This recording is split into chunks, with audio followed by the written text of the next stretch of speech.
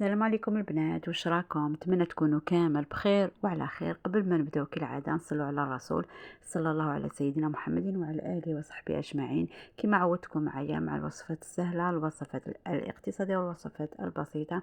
اليوم كما راكم تشوفوا جبت لكم وصفه تاع الشفلور. كما تعرفون درت بزاف وصفات في القناه تاعي تاع الشفلور. درت شفلور غراتان، درت شفلور تاع طاجين شفلور، درت لي كروكيت تاع الشفلور.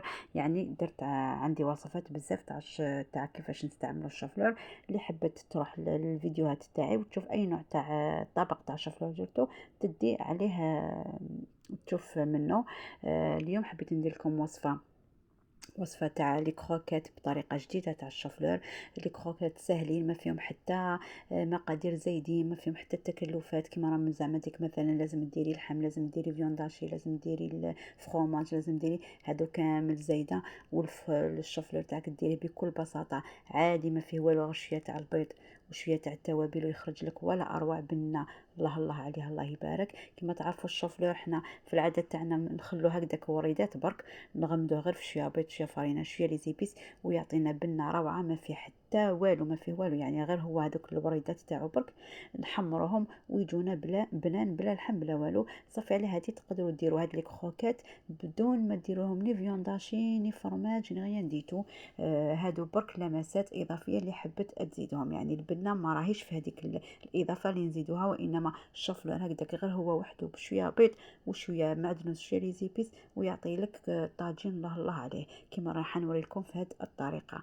نتمنى تكملوا الفيديو للاخير لانه طريقه بزاف بسيطه وسهله وكامل تقدروا تجربوها. كما راكم تشوفوا هنا انا نقي كامل نحي داك الغصان تاع الشفلور تاعي. وكما راكم تشوفوا هنايا كاين الشفلور كي يقدم شويه ولا من داك كيتشوه تلقاو فيه هذيك الكحوليه من الفوق. واش ديروا بالموس كما درت انا دوكا كما وريت لكم، تخبشوها كامل بالموس، تكرطوا كامل هذيك الكحوليه تاعكم تروح لكم بكل بساطه. تخبشوها غير خفيف خفيف من الفوق برك، ماشي تقطعوه تنحوا تخسروا الشفلور تاعكم، وانما تكرطوه برك وهذيك الكحوليه كامله راح تروح لكم.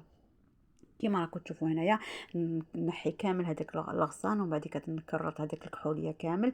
واش ندير؟ نحي دوك لي بوكي تاعي تاع الشافلوغ هنايا. وشنو انا راني راح نفورو، يعني على هذيك راني راح لي بوكي هادو ماش حنخليهم كبار، باسكو انايا راني رايحه نقطعو قطع صغار بالبزاف، ماشي كيما كاين بزاف يديروا يهرسوه هكذا كيولي تحسيه معجن. كيما كديري لي كروكيت تاعو يجوا عيانين تحسيه كلي عجينه لداخل. انا ما نحبش هكذاك.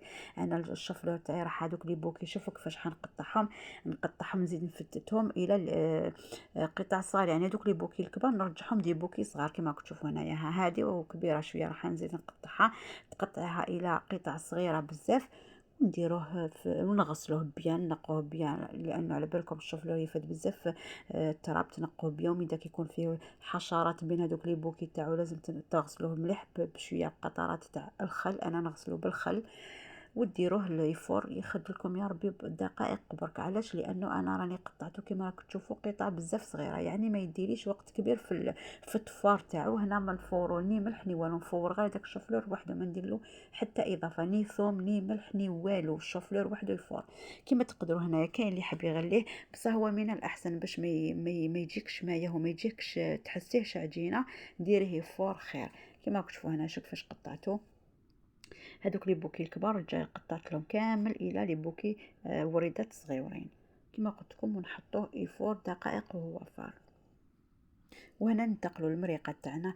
هنا المريقه تاعنا تاني بكل بساطه. هنا ندير شويه تاع الزيت. كما تعرفوني انا ما نطيبش بالزبده، ما نطيبش بالمارغرين، وما نطيبش بالسمن. انا ندير الزيت عاديه بكميه قليله. انا درت ربع صدر تاع الدجاج، ماشي لازم ديروا بزاف الدجاج لانه اصلا الشوفلير ديري ولا ما ديريش الدجاج ماهوش راح ياثر فيه. كما شفتوا هنا درت ربع صدر تاع الدجاج، درت هنايا حبه تاع بصل صغيره ولا نص حبه تاع بصل. انا هنا الحبه اللي درتها هي حبه صغيره. تقلي شويه هذاك البصل مع هذاك الدجاج تاعك. كما قلت لكم هنا الوصفه ولا غير صدقوني غير بسيطه بالبزاف ولكنها بنينه بالبزاف. يعني هذوك الاضافات اللي من داك يكلخلكم يخلعوكم بها، الشوفلور لازم له هذوك الكروكات، لازم له فيونداشي، ولازم الفرماج، ولازم كلي تزيديهم برك على روحك وتقدري. ما عندكش هذيك الحاجه تقدري ديري الطاجين تاعك بكل بساطه. هنا انا درت كميه تاع ثوم قسمتها على زوج، كميه نديرها وكميه نخليها ومن بعد نسحقها نديرها مع الشوفلور. هنا نقلو شويه هذاك البصل تاعنا مع الثوم، ومن بعد كما تعرفوا الثوم حتى نقلو شويه البصل باش نديرو الثوم، لانه الثوم تمتم تتحرق لنا، ما تعطيش وقت للقليه نتاع البصل.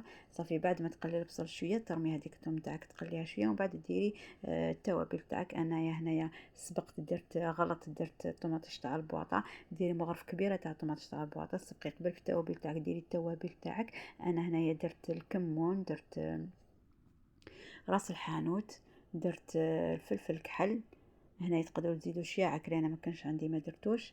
وديروا الملح تاعكم، وديروا مغرف كبيره تاع صلصه عفوا طوماطيش تاع البواطه. تقلوا مليح لي زيبيس تاعكم مع كيما دائما نقول لكم مع هذيك الصلصه، ومن بعد تتمرقوا. هنايا تمرقوا كميه قليله برك تاع الماء باش لاصوص تاعكم تخرج لكم عاقده، ما تخرجش ميها. يعني هنا ما نسحقوش بزاف مرقه، قيس يا ربي ما نديروا هكا اون بتيت صوص باش نرافقوها مع هذيك لي كروكات تاعنا تاع الشافلور. كما راكم تشوفوا انا هنايا درت يا ربي ما وصلتش النصف تاع الطنجره تاعي، درت الربع الماء، قيس الربع تاع الطنجره تاعي برك. هنا كي نفرغوا الماء تاعنا نزيدوا الكميه تاع الحميصه تاعنا، ونخلو الكوكوطه تاعنا طيب بمده 10 دقائق الى 15 دقيقه، ويكون كلش تاعك طاب. هنايا انا الفيديو اعذروني لانه الفيديو تاعي تاع لي كروكات كي كنت نقلي فيهم، كي كنت نشكل فيهم وكنت نقلي فيهم، هنا كان الفيديو كي رحت ندير المونتاج ما لقيتوش، على هذيك ما درتوش في المونتاج. صافي نتوما باين بلي كي تكوروا هذوك لي كروكات تاعكم الى دوائر، ومن بعد كتقلوهم في المقله. ومن بعد انا واش درت، حطيتهم قباله في صحن التقديم. هنا كما راكم تشوفوا الشفلور تاعي بعد ما فر دالي يا ربي بعض الدقائق فقط، ما طوليش في التفوار. نحطو هنايا كما راكم تشوفوا، شوفوا قطع صغيره نحطو هنا في الصحن. قلت لكم واش درت انايا، قليت هذوك لي كروكات تاوعي حطيتهم في صحن التقديم مباشره. كي طابت لي هذيك المرقه خليتها حتى تعقد. المرقه تاعكم الصوص تاعكم لازم تخلوها حتى تعقد مليح مليح، ومن بعد فرغتها فوق هذوك لي كروكات التاوعي. وكاين الناس اللي يديروا هذوك لي كروكات يرموهم داخل هذيك المرقه ويخلوه ثواني هكذا تشرب هذيك المرقه. انا ما نحبش هذيك الطريقه، يعني اللي حب الطريقه الاولى يديرها، واللي حب يدير الطريقه الثانيه يديرها. انا نحب نحط لي كروكات تاعي هكذاك ناشفين في صحن التقديم، ومن بعد كل واحد يرفد المورسو تاعو ويسقي كيما حب هو. قلت لكم هنا الفيديو تاع القليان وتاع كيفاش وريت لكم صحن التقديم راح لي، اعذروني بصح حبيت لازم ندير الفيديو، ماشي على جال هذا الفيديو الصغير نحي كامل الفيديو. غاضني اذا نحيه، على هذيك درتو اعذروني. قلت لكم هنا كيما راكم تشوفوا هنايا هذاك الشفلور بعد ما طاب نديروا له غير نديروا له شويه توابل كيما دوك راح نوري لكم. وتكون صدقوني ولا غير يخرج بزاف بزاف بنين، خاصة كي فيه الثوم. كي تزيدوا هو اللمسة هذيك تاع الثوم مع المعدنوس هي اللي تعطيلو هذيك البنة، يعني هذيك الثوم والمعدنوس اللي تزيديها هي اللي راح تعوض.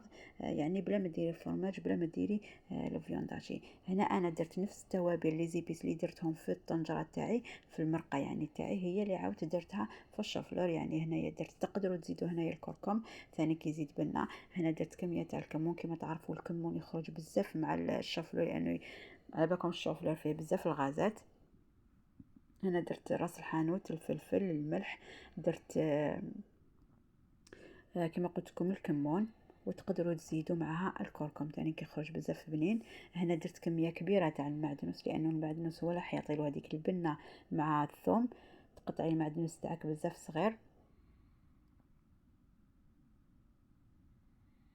هنا قلت لكم الفيديو راح لي تاع صحن التقديم. يعني المهم راكم شفتوا الاساسيات، يعني الاساسيات كيفاش المكونات تاع دوك لي كروكات والمكونات تاع المرق تاعنا راني وريته لكم. يعني بقى برك هذاك الفيديو تاع التقديم هذا ما كان، على هذيك لي اصريت نحط هذا الفيديو، ما حبيتش نسوبريميه لانه غاضني. على جال فيديو صغير نحي كامل الفيديو الكبير، لانه الاساسيات هنايا نزيدوا هذيك الكميه تاع الثوم اللي خليناها. قلت لكم هنا الاساسيات راني وريتهم لكم. هنا الخلطه تاع الكروكات راني وريتها لكم، والطريقه تاع كيفاش نديروا المريقه تاعنا راني وريتها لكم. هنا تخلطوا كامل هذوك النكهات، هادو هما الصح، هادو هما اللي راح يعطونا نكهه للشفلور تاعنا. هنا نخلطوا كامل هذاك الشفلور مع هذاك المعدنوس وهذوك التوابل تاعنا. وهنا اللي حبت تزيد الفرماج تزيد، اللي حبيت دير تزيد الفيونداشي تاع الدجاج تزيد، اللي حبت تزيد الفيونداشي تاع اللحم الاحمر تزيد. يعني نتوما واش حبيتو تضيفوا تضيفوه. هذا الشيء يرجع لكم. انا وريتكم برك الطريقه وحبيت نديركم طريقه بسيطه. كما تعرفوني في القناه تاعي توجور دائما ندير الوصفات السهله اللي ما تكلفش وما فيهاش بزاف مقادير وما فيهاش تكاليف بزاف. يعني انا نوريكم برك الطريقه المبسطه، وانتم حبيتوا اي حاجه حبيتوا تضيفوها ضيفوها.